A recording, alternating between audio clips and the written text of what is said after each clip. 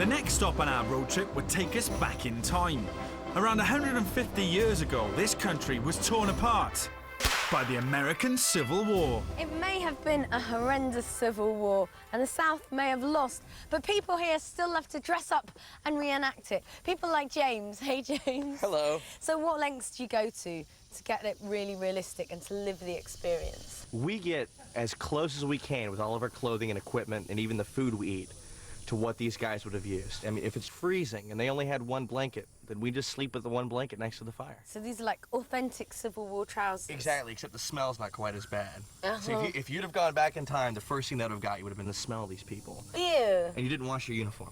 Ew. And it would be soaked with like blood and sweat and tears. Body lice. Do you ever actually get hurt? We just fire blanks, we don't use real bullets. Okay, well, I'm definitely up for the experience. I've got 3 friends of mine that are always up for anything. All right, you guys in blue are gonna go with Bo. You guys in gray are gonna come with me. The two sides of the Civil War were made up of Union soldiers from the north of America and Confederate soldiers here in the South.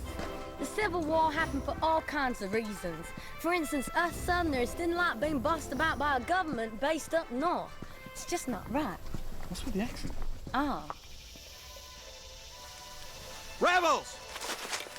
On top of everything else, the government thought it was time to get rid of slavery in the South, but the Northerners were fighting for all different types of reasons. Federals to the front! Skirmishers advance! Reasons mostly to do with money. Advance! The soldiers weren't very well trained, which actually saved a lot of lives because neither side could shoot straight. Fire! Fighting continued for over 4 years. It was one of the bloodiest battles ever fought in this country. I've been reenacting now for about 11 years, and I really enjoy it because my great-great-grandfather, he was in the Civil War. I mean, it's something that you just don't learn in the classroom where it's all facts and dates given to you. You can actually see what it feels like to march, you know, several miles to carry all this heavy equipment.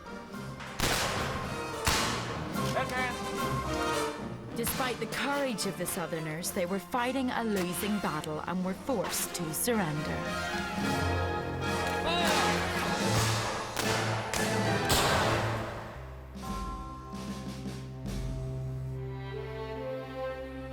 Over 500,000 men died, and today the bravery of such men from both sides is kept alive by the reenactors. Take a bow. Oh, good work, Andy. That was brilliant. We left the battlefield to continue our road trip across the southern states.